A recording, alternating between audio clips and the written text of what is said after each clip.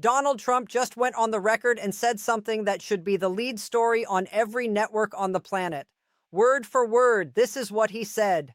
We are reassessing the path forward. The current trajectory is not sustainable.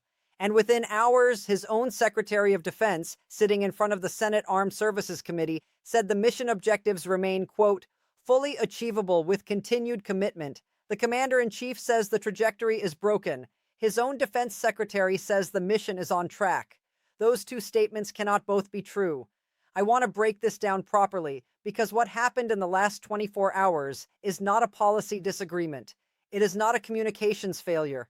It is the public, documented, on-the-record fracture of an administration's war narrative. And it happened in real time, in front of the world, at the worst possible moment. Pay attention to this part. Here is why this matters right now, today, not in 6 months when the historians write about it.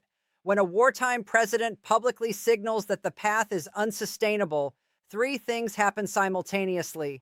Allies recalculate, enemies accelerate, and the domestic political architecture holding the entire operation together begins to crack.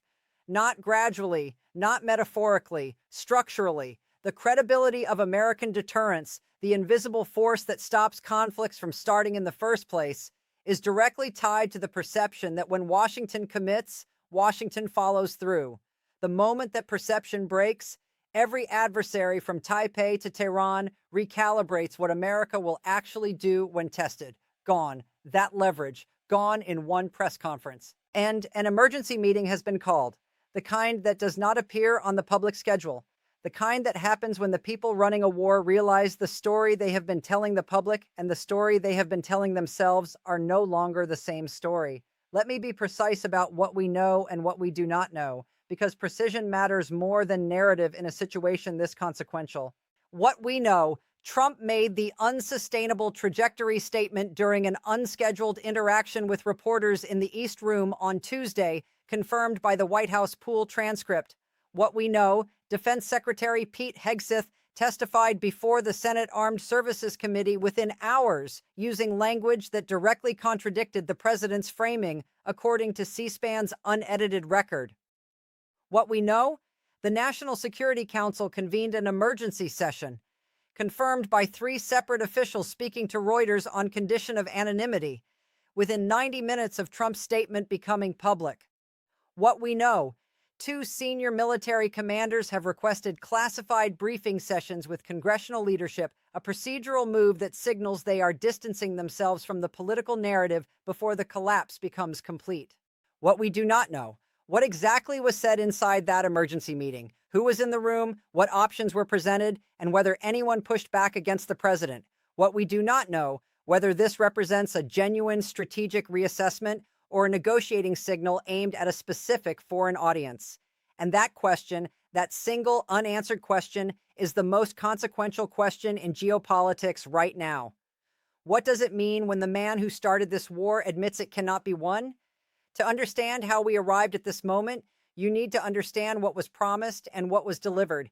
And the gap between those two things is where this crisis lives. When this administration committed to the operation, the public framework was built on 3 pillars. Speed, defined as a resolution within months, not years. Cost, defined as financial burden sharing with coalition partners that would limit American exposure. An outcome defined not as regime change or territorial control, but as a negotiated settlement from a position of strength.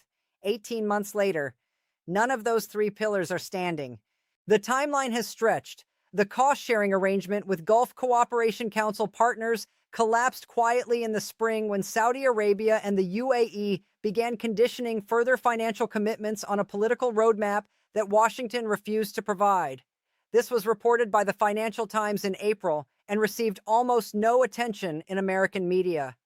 And the position of strength framework has been systematically undermined by a series of battlefield developments that the administration publicly minimized and privately acknowledged were catastrophic. Before we go any further, stop at the intelligence picture, because the intelligence picture is not a secondary detail. It is the central driver of everything that follows. The NGA, the National Geospatial Intelligence Agency, and the DIA, the Defense Intelligence Agency, produce what are called consolidated threat assessments, which are the classified documents that tell a president what is actually happening on the ground, stripped of political narrative.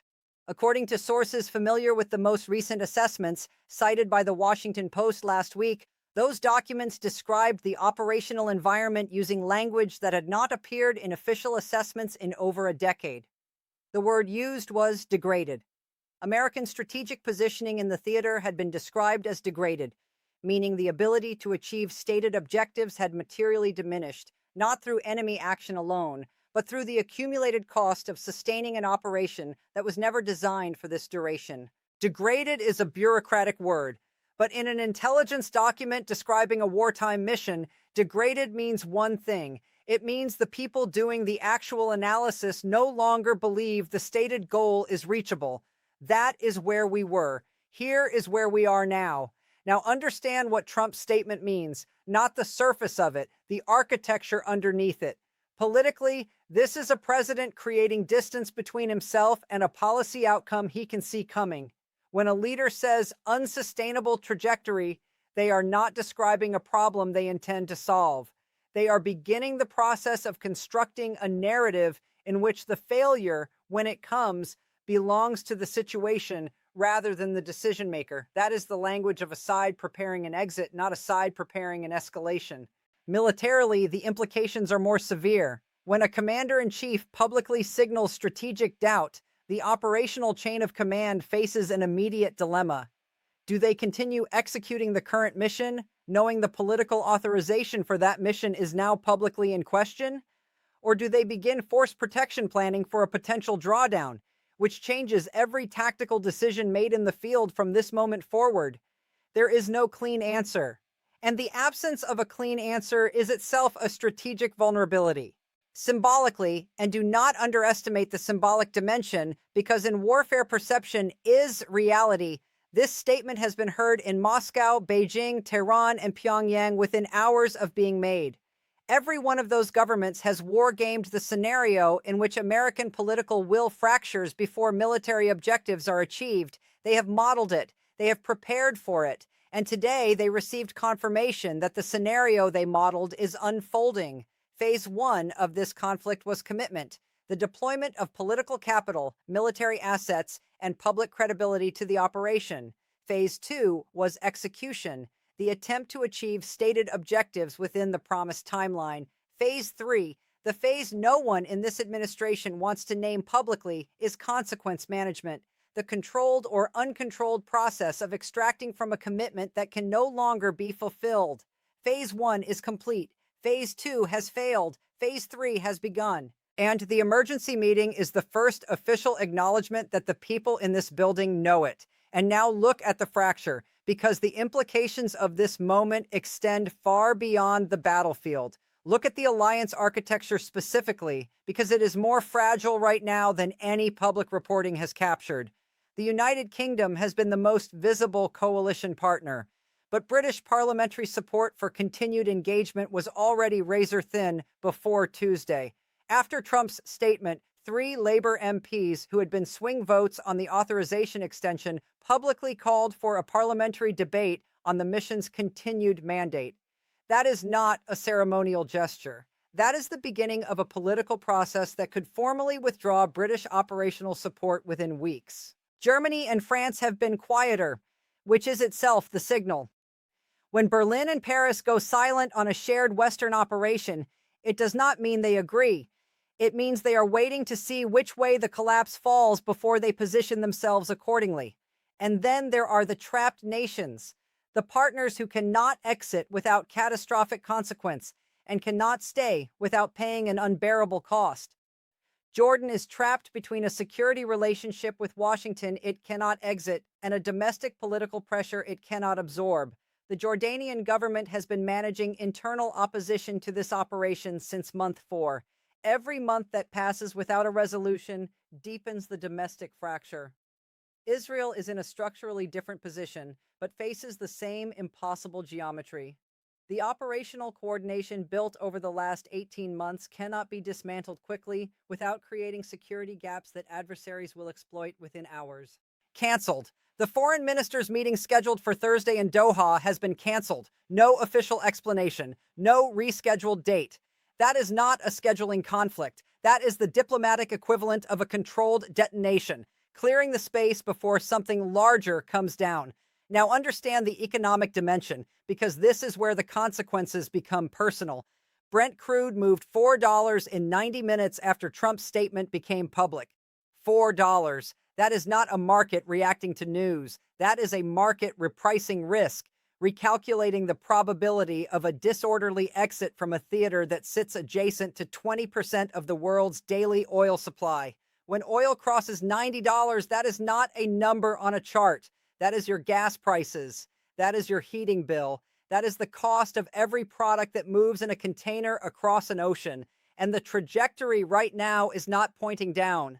But the deeper economic story is not the oil price. The deeper story is what 3 Gulf sovereign wealth funds did quietly last week, before Tuesday's statement, as if they already knew it was coming. The Abu Dhabi Investment Authority, the Kuwait Investment Authority, and the Saudi Public Investment Fund all reduced their dollar-denominated short-term holdings, confirmed through regulatory filings in Luxembourg and Ireland, reported by Bloomberg on Monday in a story that was buried under the political coverage. Sovereign wealth fund positioning is the most honest signal in geopolitics. These funds do not move based on press conferences. They move based on what their governments actually know and actually believe. What do they believe? That the dollar's role as the operational currency of Gulf energy transactions is no longer guaranteed at the level it was 18 months ago. That is a structural shift, not a market fluctuation. A structural shift in the financial architecture that underwrites American strategic power in the region. But here is what is not being covered. Here is the real story underneath the one everyone is watching. The emergency meeting called by the National Security Council is being reported as a war council, a reassessment of military strategy. That framing is almost certainly incomplete. What 3 separate sources with knowledge of the NSC process have indicated, not to me, but to journalists at the Wall Street Journal and Foreign Policy, whose reporting was published in the last 48 hours, is that the primary agenda of that meeting was not military options. It was domestic political sequencing, specifically how to manage the public narrative of strategic failure in a way that does not trigger a congressional investigation, does not fracture the Republican caucus ahead of the midterm cycle, and does not hand the opposition a single defining image that becomes the symbol of the administration's foreign policy collapse. They are not meeting to decide how to win. They are meeting to decide how to lose in a way that is politically survivable. And underneath even that, the layer that has received almost zero coverage is the back-channel negotiation that was active until 72 hours ago. Oman has been the intermediary. Oman almost always is. The Omani Foreign Ministry has maintained parallel diplomatic tracks with every major actor in this conflict simultaneously, a role they have played for 40 years. And according to a source cited by Middle East Eye last Thursday, a framework agreement, not a final deal, but a framework, had been within reach as recently as last week. And then something happened, something that caused the American side to pause that track. And within 72 hours of that pause, Trump made his statement. What happened in that 72-hour window? That is the question no one is asking on camera. That is the thread. If you pull it, that explains everything. What does it mean when the man who started this war admits it cannot be won? There is no off-ramp visible right now, not because no one is looking for one. The Omanis are looking. The Qataris are looking. Parts of this administration, in back channels that the president may not fully control, are looking. But an off-ramp requires 2 things that no longer exist in this conflict. It requires a shared definition of what stopping looks like, and it requires enough residual trust between the parties that a commitment made today will be honored tomorrow. Both of those conditions have been systematically destroyed, not by accident, through the accumulated decisions of 18 months of a conflict that was never designed to end. That is not pessimism. That is the operational reality that the emergency meeting is now being forced to confront. The statement has been made. The fracture is visible. The allies are repositioning. The sovereign wealth funds have already moved. What does it mean when the man who started this war admits it cannot be won? The world now knows the answer. And it is not a reassuring one. I will be back the moment something breaks. Share this if it gave you value. This story deserves far more attention than it is getting. Drop your thoughts in the comments. I read every single one. See you in the next one.